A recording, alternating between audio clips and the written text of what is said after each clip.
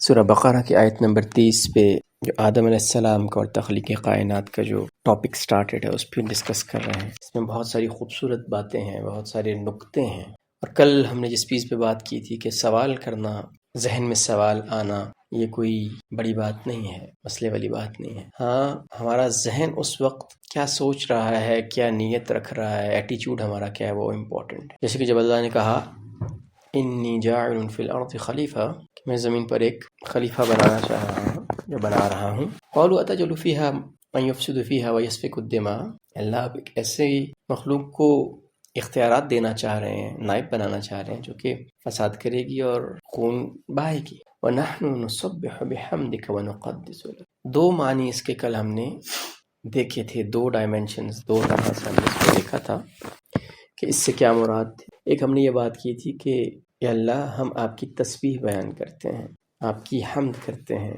اور چونکہ کائنات کا ہر چیز کا مقصد یہ یسبح للہ ما فی السماوات والارض، تو اللہ جب ہر چیز پرفیکٹ ہے، ہر چیز ہے، اور ہم بھی آپ کی تسبیح بیان کر رہے ہیں، تو یہ مخلوق جو کہ اس طرح کے کام جائے کرے گی کیوں؟ اور دوسرا میں نے اس پہ یہ بات کی تھی کہ اللہ آپ کی بزرگی، آپ کی بڑائی، آپ کی حقانیت، اللہ آپ جو کر رہے ہیں وہ تو ہمارے سامنے ہے، جس کو دیکھ کے خود بخود ہماری زبانوں پہ تسبیح ہوتی ہے اور ہمارے دل شکر سے اور آپ کی تعریف سے بھر جاتے ہیں۔ تو یا اللہ پھر یہ نائب کی سمجھ نہیں آ رہی کہ اس کا یہ کیوں۔ اور اس کا ایک تیسرا بہت ہی خوبصورت اور ہمارے لیے سب سے اہم مفہوم جو ہے وہ آج ہم اس کو ڈسکس کریں گے کہ جب اللہ نے فرمایا کہ میں ایک خلیفہ بنانے جا رہا ہوں، تو فرشتوں نے جو ان کے ذہن میں خلش آئی، تشویش آئی، سوال آیا، وہ اللہ کے سامنے بیان کر دیا، اور پھر فرشتوں نے اپنا مدعا اللہ کے سامنے رکھا کہ یا اللہ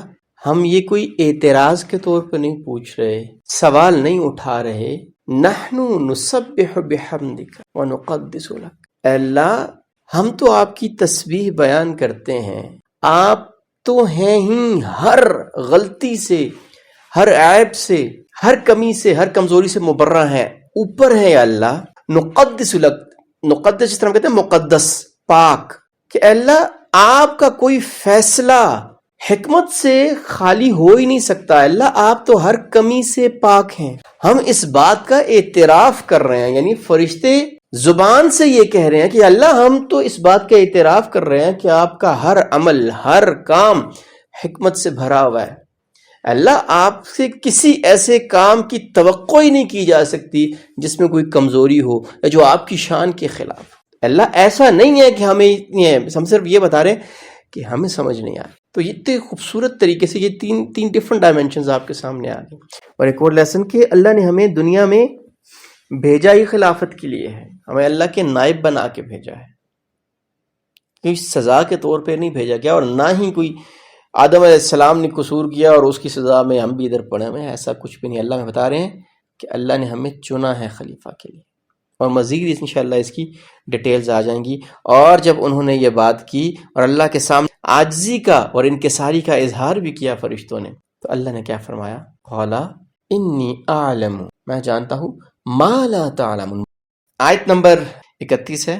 تو اللہ یہاں پہ نا اگر دیکھیں تو بڑا خوبصورت انداز میں اللہ ہمیں سکھا رہے ہیں، اور صرف فرشتوں کو نہیں آنسر کیا جا رہا، اس کے ساتھ ساتھ آدم علیہ السلام کی فضیلت پہ اور انسان کو اللہ نے کیا تکریم اور فضیلت بخشی اس کے بارے میں بھی کہا جاتا ہے۔ وَعَلَّمَ آدَمَ الْأَسْمَاءَ كُلَّهَا، اور اللہ نے آدم کو ہر چیز کے نام اور اس کی ڈسکرپشنز، اس کے بارے میں بتایا، سکھایا۔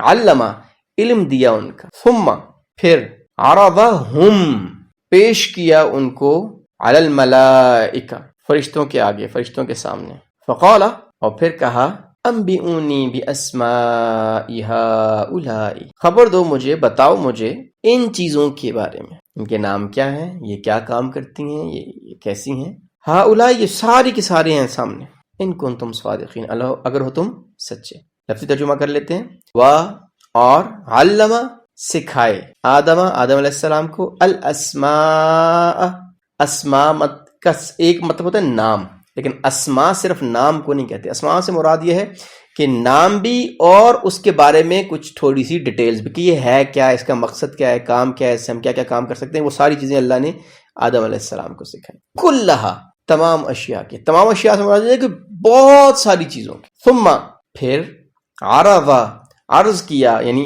پیش کیا, عرض کرنے کو کہتے ہیں پیش کرنا. عرضا پیش کیا, ہم ضمیر آ گئی ان کو, عرضا ہم ان کو, علی الملائکہ.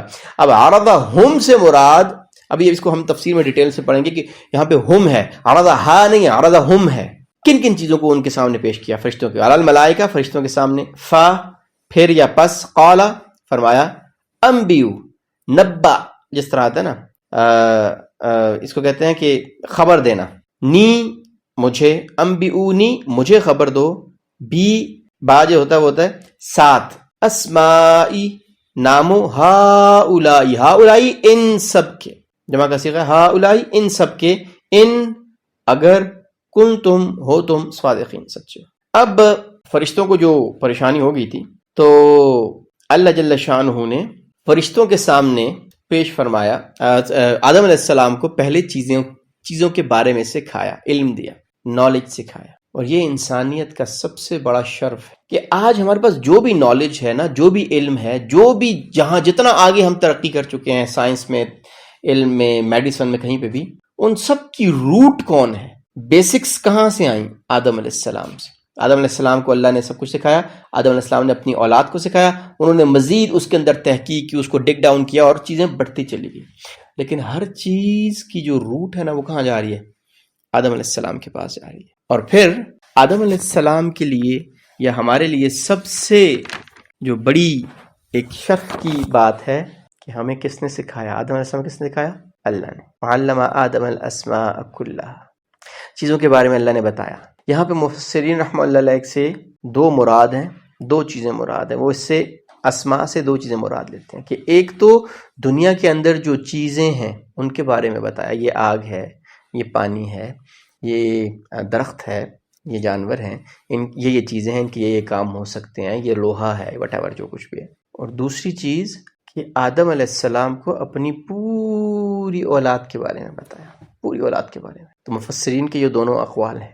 اس میں فرعون بھی آیا, اس میں ہٹلر بھی آیا, اس کے اندر جو ہے نمرود بھی آیا, اس کے اندر ابو لہب بھی آیا, ابو جہل بھی آیا, قارون بھی آیا, سارے آئے. اور اس کے اندر محمد صلی اللہ علیہ وسلم جیسے بھی تھے, ابراہیم علیہ السلام بھی تھے. یعنی جو ورسٹ تھے ان کے بارے میں بتا دیا, جو بیسٹ تھے ان کے بارے میں بتا دیا, اور چیزوں کے بارے میں بتا دیا. ثم عرضہم یہ بتاتا ہے کہ سب چیزوں کو, سب کو, آدم علیہ السلام بھی آگے, اور جو چیزیں تھی دنیاوی جن کی عقل نہیں ہے, جو بے جان چیزیں ہیں وہ بھی, اور جو آدم علیہ السلام کی پوری ذریت تھی, اولاد تھی, وہ بھی فرشتوں کے سامنے آ گئی. چلو جی, سارے کے سارے آ گئے. فقال انبئونی باسماء, بتاؤ ان کے بارے میں یا ان کے ناموں کے بارے میں یا ان کے بارے میں بتاؤ, ان کو تم صادق سچے ہو. دیکھیں فرشتوں نے پیچھے کیا کہا تھا یا اللہ یہ ایک ایسی مخلوق آپ پیدا کر رہے ہیں جو فساد کرے گی اور خون بہائے گی. اب اللہ نے سب کے سامنے کیا, ہاں اگر تم سچے ہو تو بتاؤ ان کے بارے میں. سارے آگے ہیں. اب سوال یہ پیدا ہوتا ہے کہ ہم تو سارے تھے ہی نہیں. جیسے میں پچھلے کئی لیکچر سے ایک ہی بات چل رہی تھی, جب ہم نے عہد کی بات بھی کی تھی کہ اللہ جل شانہ کے پاس تھے ہم سارے کے سارے. اللہ نے ہم سب کی روحوں کو پہلے پیدا فرمایا تھا. اور جس طرح وہ الست, جس کو عہد الست کہتے ہیں, سورہ اعراف میں آئے گا کہ اللہ جل شانہ سب سے پوچھا الست بربکم, کیا میں تمہارا رب ہوں, کیا میں ہی تمہارا رب ہوں؟ قالوا بلا, یا اللہ بالکل آپ ہی ہیں. کس نے کہا تھا؟ ہم نہیں کہا تھا نا, ہر بندوں نے. تو اللہ جل شانہ نے وہ سارے ہم کو جمع کیا اور فرشتوں کے سامنے کھڑا کر دیا. چلو بھائی بتاؤ اب ان کے بارے میں. فرشتوں کا یہ ایک مفسرین کی وہ ہے. دنیاوی چیزیں بھی جن کی انسانوں کے علاوہ جو چیزیں ہیں وہ بھی آ گئی, انسان بھی سارے آ گئے جی, فرشتوں کے سامنے آ گیا جی. کیونکہ فرشتوں کو ایک تشویش تھی, تو اللہ جل شانہ صرف کہہ بھی دیتے تو دیٹ واز مور دین انف. اگر اللہ جل شانہ کہہ دیتے کہ بھائی تمہیں نہیں پتا, اسی میں حکمت ہے, تو انہوں نے مان لینا تھا. وہ مانے ہوئے تھے آلریڈی کہ اللہ ہم تو مانتے ہیں کہ آپ کا کوئی بھی عمل حکمت کے خلاف نہیں ہے. نحن نسبح بحمد ربک ونقدس لک, بحمدک ونقدس لک, کہ اللہ ہم تو مانے ہوئے ہیں. لیکن اللہ نے ان کو پوری طریقے سے مطمئن فرمایا. ایک حدیث آتی ہے, اللہ جل شانہ نے آدم علیہ السلام کی پیٹھ سے ساری ذریت نکالی, یعنی آدم علیہ السلام کا سے ساری جو ان کی اولاد نکلنی تھی وہ سارے ان کے سامنے کر دی. آدم علیہ السلام پوچھا یا اللہ یہ کون ہے؟ یہ تمہاری اولاد ہے. اور اس وقت اللہ نے سب کے دونوں آنکھوں کے درمیان پیشانی پہ ایک نور، ایک روشنی رکھتی، ہدایت کی روشنی، فطرت کی روشنی، ایمان کی روشنی وہ رکھتی. اب دنیا میں آ کے یا ہم اس روشنی کو بچا کے چلے جاتے ہیں، اور جو بچا کے جاتے ہیں قیامت والے دن ان کے چہرے کیا ہوں گے؟ اب یبت روشن ہوں گے ان کے چہرے. اور کچھ جو ہیں وہ اس روشنی کو بجھا کے چلے جاتے ہیں اور ان کے چہروں پہ کیا ہوگی؟ سیاہی ہوگی، اندھیرا چھایا ہوا ہوگا. اور آدم علیہ السلام نے نا ان ساروں میں سے، جس میں محمد صلی اللہ علیہ وسلم بھی تھے، نوح علیہ السلام بھی تھے، ابراہیم علیہ السلام بھی تھے، خوب روشن چہروں والوں بھی تھے. اور ایک ان میں سے اولاد میں سے ایسے شخص تھے جن کی پیشانی کی روشنی ان کو بہت چمکدار محسوس ہوئی آدم علیہ السلام کو، اور بہت ڈفرنٹ لگے. تو انہوں نے پوچھا یا اللہ مالک یہ کون ہے؟ ہاں یہ آپ کی اولاد میں سے ہیں، کافی عرصے بعد آئیں گے آپ سے، اور ان کا نام کیا ہوگا؟ میں ان کا نام ہوگا داؤد. کیا نام کیا ہوگا؟ داؤد. یعنی تمام ذریت میں جو ایک جو بندہ تھا جو آدم علیہ السلام کو تھوڑا ڈفرنٹ لگے، وہ کون تھے؟ داؤد علیہ السلام. اور اللہ نے ان کو بتایا کہ یار یہ داؤد علیہ السلام. انہوں نے کہا یا اللہ اس کی عمر کتنی ہوگی ان کی؟ یا جی 60 سال یا اس طرح. کہا یا اللہ میری عمر سے 40 سال ان کو دے دیجیے گا. ویسے اس میں ایک بڑی امپورٹنٹ بات ہے. ویسے ہم نے جب بھی یہ حدیث سنی، یا آپ نے بھی سنی اگر اس سے پہلے سنی، تو شاید آپ کے ذہن میں بھی آیا کہ محمد صلی اللہ علیہ وسلم ہوں گے. ظاہر بات ہے سب سے ممتاز تو محمد صلی اللہ علیہ وسلم ہی ہے. داؤد علیہ السلام کیوں آگے؟ تو یاد رکھیے گا کہ 2 خلیفہ گزرے ہیں. اللہ نے قرآن میں 2 لوگوں کے لیے لفظ خلیفہ استعمال کیا ہے، ایک آدم علیہ السلام کے لیے اور دوسرا داؤد علیہ السلام کے لیے. تو یہ ان دونوں کے درمیان کنیکشن تھا. اللہ نے آدم علیہ السلام کو بھی خلیفہ بنایا، اور داؤد علیہ السلام کو فرمایا کہ داؤد میں نے آپ کو اپنا خلیفہ بنایا. تو یہ دونوں ان کے درمیان کنیکشن تھا. تو حدیث جو ہے نا وہ اس چیز کا ہمیں بتاتی ہے کہ انہوں نے نا داؤد علیہ السلام کو چنا. بہرحال جو ہم نے بات کی تھی کہ ثم عرضہم، ان سب کو پیش کر دیا. تو وہ پیش کیسے کیا؟ تو جس طرح میں نے ابھی بتا دیا حدیث کے حوالے سے کہ اللہ جل شانہ نے آدم علیہ السلام کی پشت سے تمام جتنی بھی ان کی ذریت تھی، جتنی اولاد تھی، سب کو پیدا کیا.